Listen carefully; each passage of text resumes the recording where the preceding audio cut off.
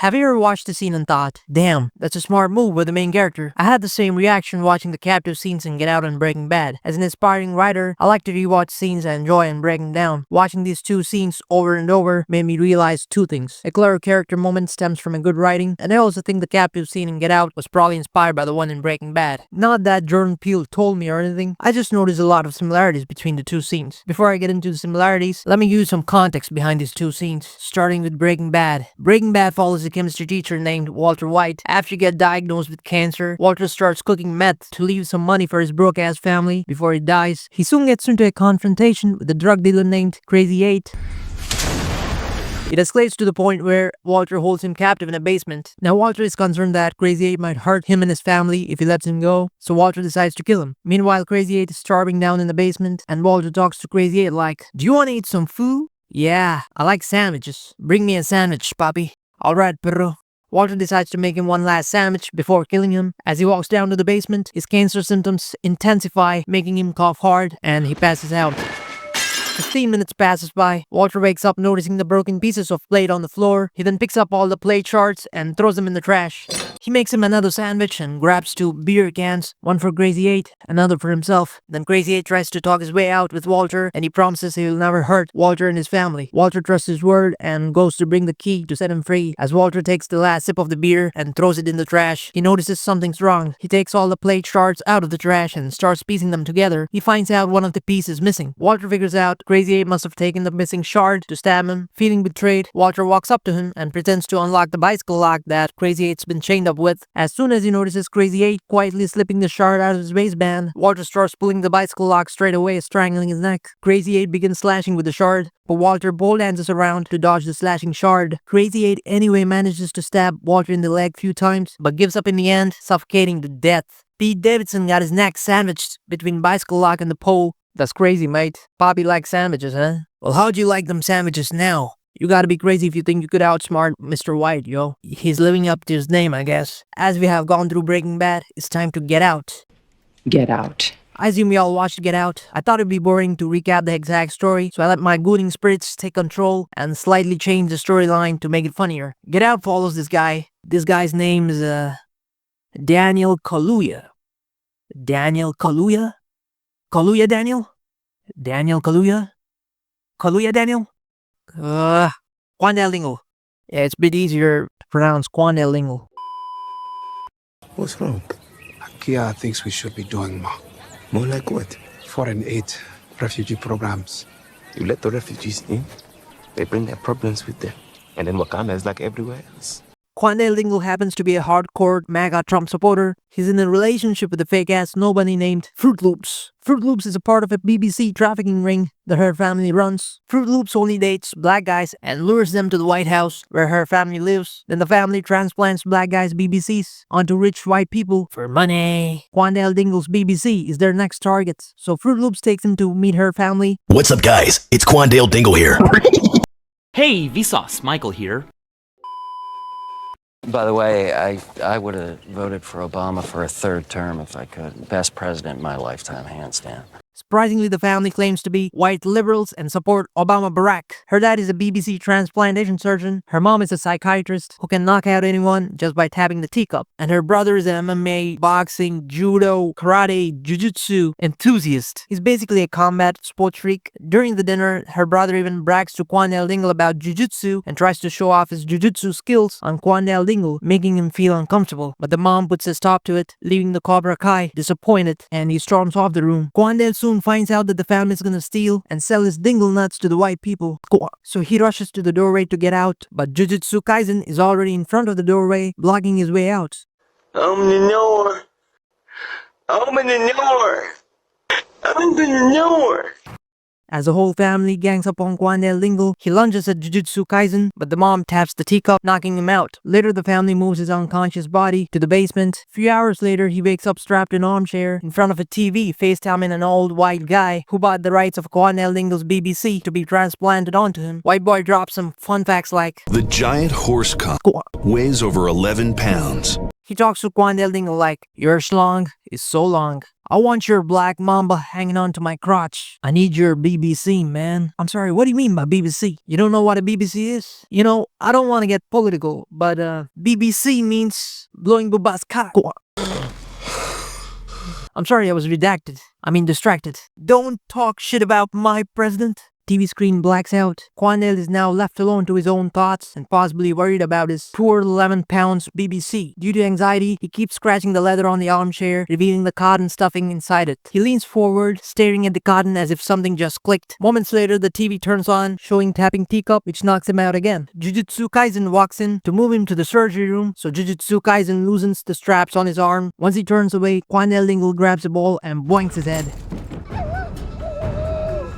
He falls flat on the ground, hissing in pain. Then Black Mamba knocks him out with another boink on Cobra Kai's head. See, the thing about Quandale Dingle is that not only he got big lips, big nose, BBC hanging out, he also got big brains. Yeah, he's smart as hell. He pulls cotton balls out of his ears, implying he had picked the cotton from the leather and stuffed it into his ears to block the hypnotic sound and fake getting knocked out. That's one of the smartest moves I have ever seen in a film, bruh. Not only that, and this is one of the best performances I have ever seen. Daniel Kaluuya really nailed this role. Anyway, let's see the similarities now, shall we? The first one is obvious. The first one, captivity. Both scenes involve captivity and the main character gets knocked out. Second one, fake compliance. The second common thread between the two scenes is that the captives fake act or fake compliance so their captors feel safe enough to loosen the restraints, giving the captives a chance to attack their captors. Quandale Dingle succeeds at this, while Crazy 8 fails miserably. In Breaking Bad, Crazy 8 fakes innocence and pretends he means no harm to Walter White, all while holding the plate shard between his butt cheeks with intent to stab him. Likewise in Get Out, Quandale Dingle fakes getting knocked out, so Jujutsu Kaisen loosens the straps on his arm, giving Quandale a chance to attack. The only difference I noticed is in the timing of the reveal. Breaking Bad reveals Crazy 8 fake act before the attack, but Get Out reveals Quandale Dingle's fake act after the attack. Things about to go interesting from now on.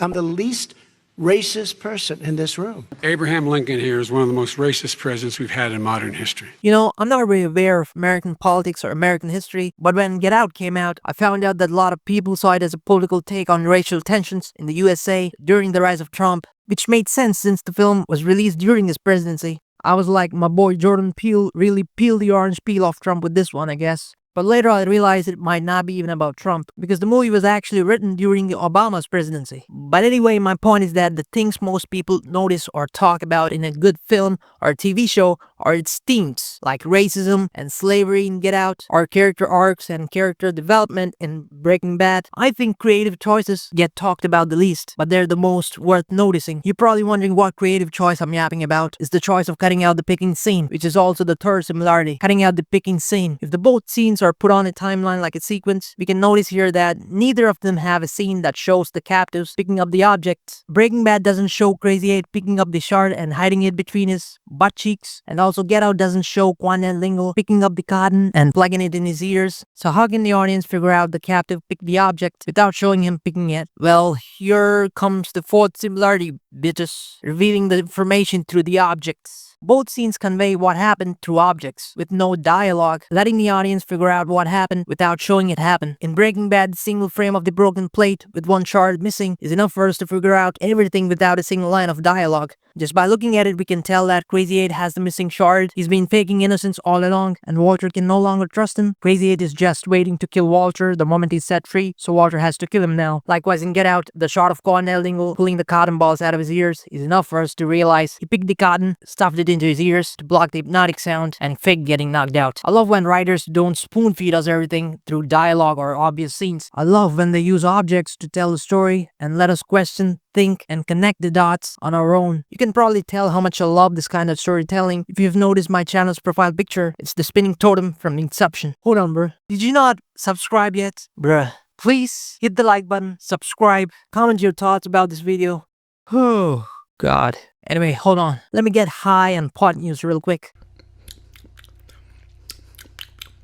I remember the first time I watched this film, I was puzzled by the scene where Quandale Dingle notices the cotton stuffing sticking out of the leather. At this point I wondered, like, why the hell is he playing with the cotton? Why is he so concerned about that stupid cotton when he should be thinking about how to escape? Did he know something about the cotton that we hadn't caught yet? Before I could even puzzle out what it was about that bitch-ass cotton that caught his attention, Quandale Dingle gets knocked out again. The moment he gets knocked out, the Jujutsu Kaisen loosens the straps on his arm. Miraculously this time, Chris wakes up way earlier than expected. Then he grabs the ball and attacks.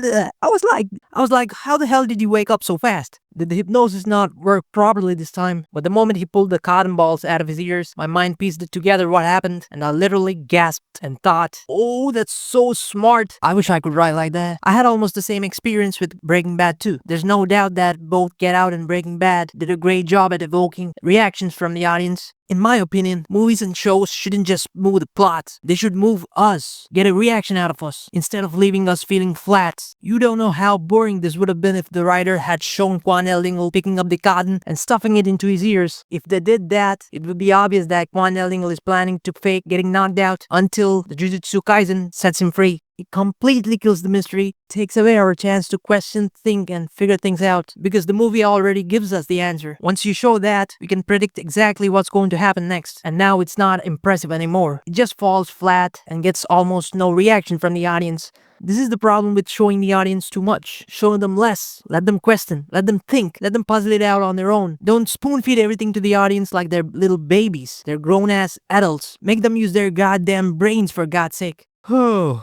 Man, the power of marijuana. The fifth similarity is Deus Ex Machina, or plot armor, whatever. Deus Ex Machina is a plot device where a problem that seems impossible to solve is suddenly fixed by an unlikely event. It's basically the audience criticizing writers for saving the main character's ass from danger by pulling an unlikely solution out of nowhere so the character doesn't get killed because the main character needs to stay alive to keep the story going. Since the unlikely solution appears out of nowhere, it breaks the internal logic of the film and goes against the rules the story has set up. Both scenes deal with Deus Ex Machina, but in different ways. Get Out fakes out Deus Ex Machina by cutting out the picking scene, while Breaking Bad avoids Deus Ex Machina by cutting out the picking scene. In Get Out, the moment Quandale gets knocked out, Jujutsu Kaisen loosens the straps on his arm. Deus Ex Machinally, or should I say miraculously, this time Quandale Dingle wakes up way earlier than expected. Then he grabs the ball and attacks. While watching this scene for the first time, I wondered, like, how did he wake up so fast this time? We had never seen him wake up that fast. Every other time it took him a long time to wake up, no matter how hard he tried. So Quandale Dingle waking up early seems to contradict the internal logic of this film. I started making up possible reasons in my head, like maybe he tried a bit harder this time and succeeded in waking up, or maybe the hypnosis did not work properly this time. Either way, I felt like I got cheated. I thought that the writer had saved his ass by pulling an unlikely solution, just like every other regular movie does. Yeah, I'm talking about you, Batman. This wasn't even the first time I had felt this way. I've seen so many movies with plot armor. I'm used to it, guys. So I wasn't really expecting anything new from this film either. I was already waiting for a lame-ass solution to pop up just so I could criticize the writer. Yeah, criticizing writers makes me feel better about myself as a writer. But Jordan Peele threw a curveball. Quandale Dingle pulls the cotton balls out of his ears, revealing that the solution was earned by the main character himself. The movie even foreshadows it earlier, but my dumbass couldn't put it together. That moment genuinely surprised me, because I never seen a film fake out a Deus Ex Machina like this, just by cutting out a scene. Okay, coming to Breaking Bad. Let me ask you a question. How did Walter suspect that a piece could be missing just by looking at the broken shards? Just think about it. Some people argue that Walter probably had an intuition to check if any piece was missing. Intuition is the ability to know or understand something without conscious logical reasoning. Basically, just a strong gut feeling. But that doesn't sound believable. What is he, Spider-Man? I don't think it was just a gut feeling. He probably had a reason to check for a missing piece. Some people argue that because he's a genius, when he looked at the broken pieces, he was able to quickly piece them together in his head and realize they didn't add up to a whole plate. But that's also hard to believe, because we saw that he wasn't quick at piecing them together in reality. The only reasonable explanation, I think, is that when Walter looked at the broken pieces, he probably noticed that some pieces had sharp edges and could be used as a potential weapon. Walter is kind of guy who thinks of every possibility. We even see him writing down pros and cons about killing Crazy 8. So before setting him free, he probably wanted to make sure Crazy 8 hadn't picked up any piece while he was knocked out, just to ease his paranoia. Either way, I'm impressed. I'm convinced Walter is smart enough to suspect a missing piece just by looking at the shards, which is something we wouldn't think to do ourselves. My dumbass would have never thought to check for missing piece, but on multiple rewatches, I realized my impression of Walter was actually the result of not showing Crazy 8 picking up the shard. Otherwise, I would have mistaken his intelligence as plot armor. If Breaking Bad had shown Crazy 8 picking up the shard and hiding it between his butt cheeks, then it would have become obvious that he was faking innocence to gain Walter's trust. Consequently, Walter suddenly suspecting a missing piece right before setting him free wouldn't have made him seem smart. It would have felt more like plot armor. In this case, Walter being smart would have felt like just a label or a tag the writer put on him to justify him doing unbelievable things, like suspecting a missing piece just by looking at the shards. To convince me he's smart, Walter needs to figure out something I can't realize myself, not something that I already know. If Walter is truly so smart that he can see something strong with the shards that we can't see what it is, then don't show me what's wrong first. Let me discover it through Walter himself. Just don't show Crazy 8 picking up the shard. By doing that, we believe Crazy 8 is innocent, and we fully expect Walter to set him free. At this point, we start wondering, what did he see? Why is he taking all the broken pieces out of the trash? Why is he piecing them together? Why is he freaking out over Pac-Man? Just buy another plate, dumbass. Then we realize, oh wow, Crazy Poppy took one of the pieces, huh? Crazy Poppy took the shard and hid it between his butt cheeks. We find out the truth through Walter's eyes. We discover Walter is in danger at the same time he discovers it. Everything we expected flips at the last moment. We appreciate Walter's smart move rather than judging the odds of him suspecting a missing piece. This is how Breaking Bad avoids plot armor or Deus Ex Machina by cutting out a picking scene. I've done a video series on Dune. Here is a sneak peek of my Dune video. Helen orders Paul to kneel down, and she's like, "Deet your crack. Put your fingers inside my crack." What? Put your fingers inside me.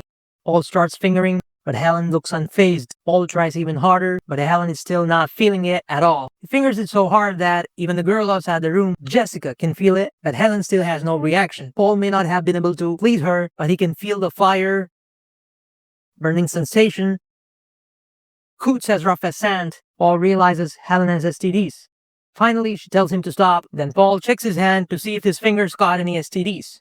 I spent more than 4 months on this video series, and I promise it will be the funniest Dune video series you will ever see. So if you like the video, hit the like button, subscribe, and comment below. Thank you, bruh.